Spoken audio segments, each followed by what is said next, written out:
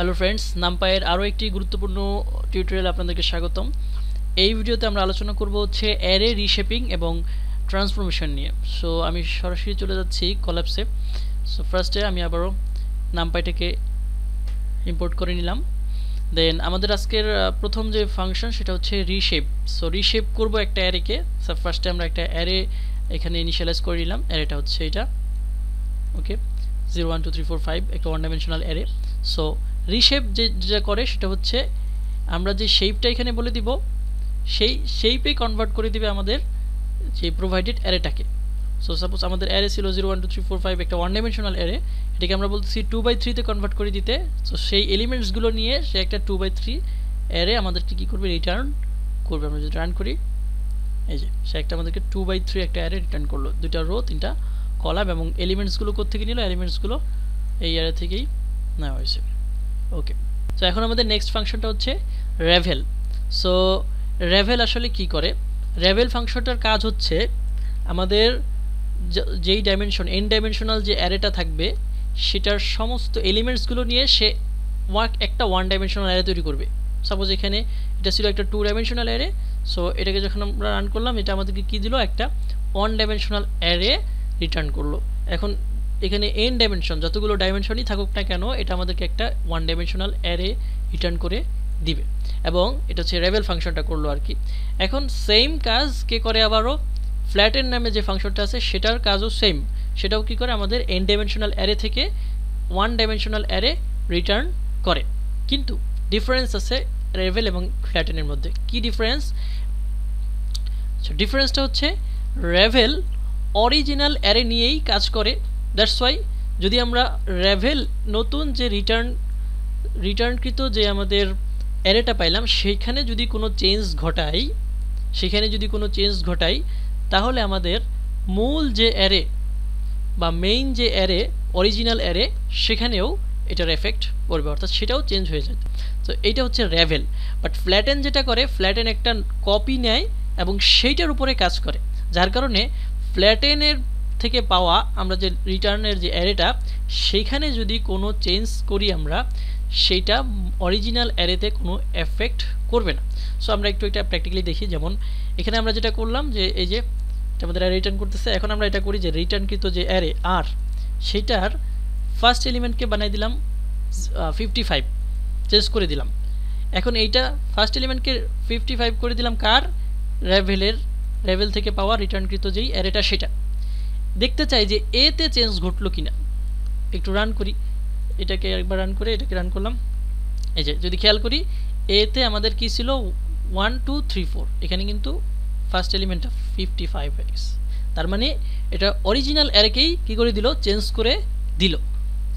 But একই কাজ যদি আমরা ফ্ল্যাটেনের ক্ষেত্রে দেখি, তাহলে দেখব যে ফ্ল্যাটেনে সেম কাজ। যে ফ্ল্যাটেনে আমরা কি করলাম, এই যে ফার্স্ট এলিমেন্টটাকে 442 দিয়ে দিলাম, কিন্তু আমরা এখন অরিজিনাল অ্যারেটাকে প্রিন্ট করে দেখতে চাই। তো অরিজিনাল অ্যারেটাকে প্রিন্ট করি, নো চেঞ্জ, কোনো চেঞ্জ করে নাই। কেন? কারণ ফ্ল্যাটেন যেটা করছে, একটা কপি দিছে এবং সেই কপির উপরে কাজ করছে, যার কারণে মূল যে অ্যারে, অরিজিনাল যে অ্যারে, সেটার কোনো চেঞ্জ ঘটে নাই।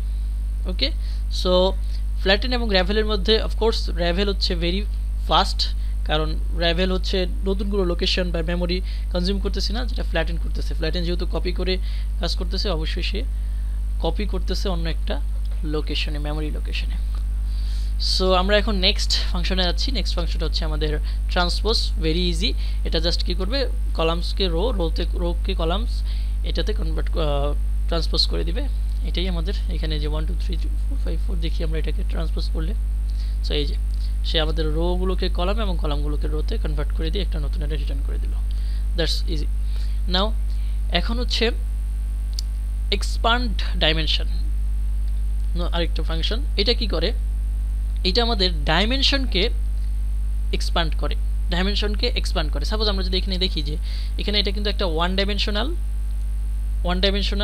অ্যারে। আমরা যদি একটু ডাইমেনশনটাকে প্রিন্ট করতে চাই, তাহলে আমরা যেটা করতে পারি, এখানে suppose A dot N dimension. So এটা ডাইমেনশন এখন দেখতে পারতেছি কত, 1। ওকে, ঠিক আছে, ডাইমেনশন 1। এখন আমরা এটা ডাইমেনশনকে কি করলাম, এক্সপ্যান্ড করলাম এক্সপ্যান্ড করলাম। এখন যদি আমরা আবারও এই এক্সপ্যান্ডকৃত ডাইমেনশন এক্সপ্যান্ড করার পরে আমরা একটা ভেরিয়েবলের ভেতর নিতে পারি, যে এক্সপ্যান্ড করার পরে ইএক্স ভেরিয়েবলের নিলাম, এবং এই ইএক্স ভেরিয়েবলের এবার হচ্ছে আমরা ডাইমেনশনটা দেখি। আমরা যদি এখানেও খেয়াল করি, এখানে কিন্তু অলরেডি দেখা যাচ্ছে যে ডাইমেনশন ইনক্রিজ হয়ে গেছে। সো এখানেও যদি এভাবেও লিখি, তারপরে কত পাচ্ছি, এটার ডাইমেনশন এখন কত হয়ে গেল 2, অথবা এখান থেকেও দেখা যাচ্ছে যে এটার ডাইমেনশনটা হচ্ছে আমাদের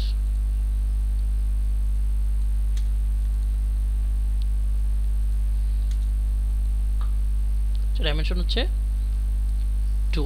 সো এখানে যে প্যারামিটারগুলো পাস করতে হবে সেটা হচ্ছে যেই অ্যারের আমরা হচ্ছে ডাইমেনশনটা এক্সপ্যান্ড করতে যাচ্ছি সেই অ্যারেটা, প্লাস আরেকটা প্যারামিটার হচ্ছে এক্সিস হচ্ছে আমরা এটাকে কোন ডাইমেনশনে এটার এক্সপ্যান্ড ঘটাতে চাচ্ছি। এক্সিস 0 মিনস এটা আসলে আমরা বলতে পারি হচ্ছে রো র্যাপ বা রো, এটাকে রো দিয়ে নতুন রো এর দিক থেকে কি করতেছি আমরা ডাইমেনশনটা এক্সপ্যান্ড করতেছি। যদি আমরা এখানে 0 না দিয়ে 1 দিই, তাহলে এটা আসলে কলাম র্যাপ হয়ে যাবে, অর্থাৎ কলামের দিক থেকে ডাইমেনশনটা এক্সপ্যান্ড হবে এরকম। সো নেক্সট ফাংশনটা হচ্ছে আমাদের স্কুইজ। কি করবে, ঠিক এক্সপ্যান্ড ডাইমেনশনের অপোজিট। এটা আমাদের এই যে এখানে আমাদের যে ডাইমেনশনটা আছে, এটা আমরা দেখতে পেতেছি একটা 3 ডাইমেনশন আছে, এটার ডাইমেনশনটা হচ্ছে 3, এটা আমাদেরকে 1 ডাইমেনশনে নিয়ে আসবে এটাকে। সো আমরা যদি রান করি, সো আমরা এখানে দেখতে পাচ্ছি এটা 1 ডাইমেনশনে চলে আসছে। নেক্সট হচ্ছে আমাদের এইচ স্ট্যাক। এটা কি করবে আমাদের এই ফাংশনটা, আমরা এখানে দুইটা অ্যারে পাস করতে হবে। সাপোজ একটা অ্যারে হচ্ছে আমাদের এটা, আরেকটা অ্যারে হচ্ছে B456। এখন এটা আমাদেরকে কি করবে, মার্জ করে দিবে ওই দুইটা অ্যারেকে হরাইজন্টালি মার্জ করে দিবে হরাইজন্টালি। তো আমরা যদি রান করি, যে 1 2 3 4 5 6 হরাইজন্টালি এটাকে কি করলো, মার্জ করে রিটার্ন করলো। সেম কাজ ভি স্ট্যাক, এটা জাস্ট ভার্টিক্যালি মার্জ করলো। ওকে, আমাদের নেক্সট যে ফাংশনটা সেটা হচ্ছে কনক্যাটিনেট। কনক্যাটিনেট যেটা করে, দুইটা অ্যারেকে নিয়ে সেটাকে মার্জ করে। সাপোজ আমাদের একটা অ্যারে হচ্ছে এ, এটা একটা অ্যারে, এবং বি আরেকটা অ্যারে। সো আমরা যদি এটাকে পাস করে দেই, সো এটাকে কি করবে, কনক্যাটিনেট বা মার্জ করে দিবে। এবং নেক্সট আরেকটা প্যারামিটার হচ্ছে এক্সিস 0 মিনস এটা রো ওয়াইজ মার্জ করবে, rho wise. So rho wise means 1 2 3 4 5 6 7 9 এগুলো নিয়ে একটা নতুন এটা রিটার্ন করবে। সো এটা হচ্ছে আমার রো ওয়াইজ করলো। আর এক্সিস যদি 1 হয় সেক্ষেত্রে কি করবে, axis 1 means column wise merge করবে। কলাম ওয়াইজ মার্জ মিনস এখানে এই ফার্স্ট কলামটাতে যদি আমরা দেখি 1 2 5 6 এটা একটা, দেন সেকেন্ড কলাম হচ্ছে 3 4 7 9 এটা একটা। সো এখন যদি আমরা দেখি, তাহলে এই কলাম ওয়াইজ মার্জ করলো। তবে এখানে একটা বিষয় খেয়াল রাখতে হবে, সেটা হচ্ছে যে এক্সিসে মার্জ করতেছে সেই এক্সিসের সমান সমান এলিমেন্টস থাকতে হবে। যেমন আমি এখানে 1 অর্থাৎ কলাম ওয়াইজ মার্জ করতেছি, কলাম ওয়াইজ। সো এখন যদি আমার কলাম ওয়াইজ মার্জ করার সময় সাপোজ এইখানে আমার একটা কলাম নেই, সেক্ষেত্রে কিন্তু কলাম সিমিলার হইল না দুইটার ক্ষেত্রে। তো সেক্ষেত্রে যদি আমি এটাকে রান করি, এটা কিন্তু অবশ্যই এরর শো করবে। ওকে, নেক্সট আরেকটা বিষয়, এটা যদি সেমভাবে এটা যদি আমরা এক্স এক্সিসের ক্ষেত্রেও করতাম, আর তখন আমাদের এক্স এক্সিসে যদি কোনোটার ভ্যালু সিমিলার না হইতো, এটাও কিন্তু একটা কি করবে, আমাদেরকে এরর রিটার্ন করবে। সো এটা খেয়াল রাখা লাগবে মার্জ করার সময়, যেই এক্সিসে মার্জ করতেছি সেই এক্সিসের যেন সিমিলার এলিমেন্টস থাকে। নেক্সট হচ্ছে আমাদের স্প্লিট। এটা কি করবে, এইটা হচ্ছে আমাদের যে অ্যারেটা দিব সেই অ্যারেটাকে সমান কয়টা ভাগে ভাগ করে দিবে, সেটা আমরা নেক্সট প্যারামিটার হিসেবে পাস করে দেবো। সাপোজ এখানে এ হচ্ছে আমাদের একটা অ্যারে, এ হচ্ছে 0 থেকে 8 পর্যন্ত একটা এলিমেন্ট সহকারে একটা অ্যারে, যেটাকে আমরা বলতেছি 3 পার্টস স্প্লিট করতে, 3টা ভাগে ভাগ করতে, সমান 3টা ভাগে ভাগ করতে। তো এটা আমাদেরকে 3টা সমান ভাগে ভাগ করে 3টা অ্যারে রিটার্ন করবে। এই হচ্ছে 3টা অ্যারে 0 1 2 3 4 5 6 7 8। সো আজকে এই পর্যন্তই। এটা ছিল আমাদের array reshaping and transformation. So next ভিডিওতে আমরা ইনশাল্লাহ ইন্ডেক্সিং এবং স্লাইসিং নিয়ে আলোচনা করব। সো আজকে এই পর্যন্তই। আল্লাহ হাফেজ।